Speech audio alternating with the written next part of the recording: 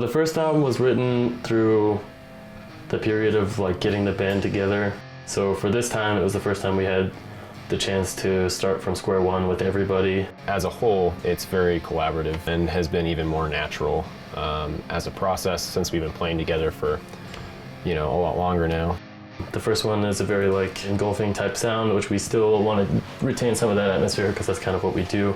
We wanted to make one that was a lot more, I don't know if I'd go as far as saying abrasive, but something that demands to be heard a little more. Overall, I think this album came out a little darker, heavier. It's definitely a little faster. It's definitely Wayfarer.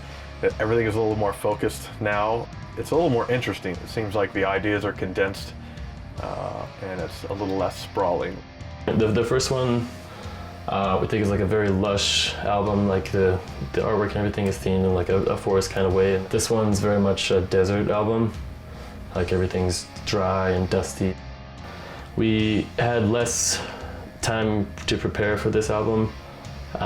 It kind of snuck up on us, which actually kind of kicked us into high gear. I think really ultimately had us put out some of our best stuff. After going on tour a couple times and really playing together a lot, we would just kind of jam. And a lot of songs came about from those jam sessions.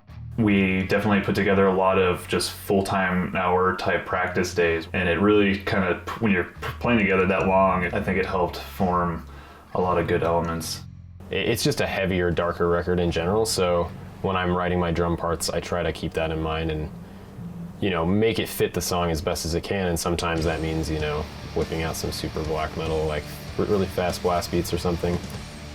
We get into new bands, hear new albums, hear new sounds that, intrigue you, and it definitely just, whether you really think of it or not, it kind of influences your sound and, what you want to hear. That's some of the new things in this album. I feel like there's some weirder chords, more dissonant sounds. It's more abstract, but still, I guess, focused. We recorded the album again with Shane Howard at his new studio, Son and Quartered. He's a good friend of ours, and he understands what we're going for. So making the album is usually a pretty smooth process. I've heard the name Dave Otero for, since I was growing up in Colorado, the recording and stuff like that from bands that I liked going to see shows for. The thing about Dave is that he definitely has worked on a lot of different records, and he definitely has a good ear for certain things. He knows how to make good, thoughtful music that is metal, that is based on those kinds of things. He knows how to make all that come out, but still make it a very big, abrasive sounding thing. My job as a mixer is really to take their music and make it translate in the best and most intended way to the person listening to it.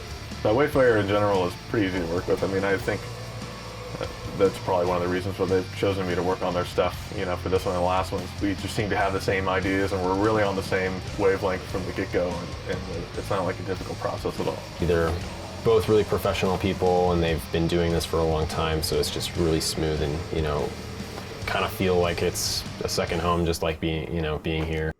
I think the tone, the sound overall sounds a lot more like we would live before we did a reamping, and now it's mic'd cabs, and I think it gave it kind of a more, I think a sound that, fit us better. What we were going for tone-wise was just something a lot heavier, a lot more in your face, a lot more abrasive, a bit more gain, a little more on the high end, just something edgier.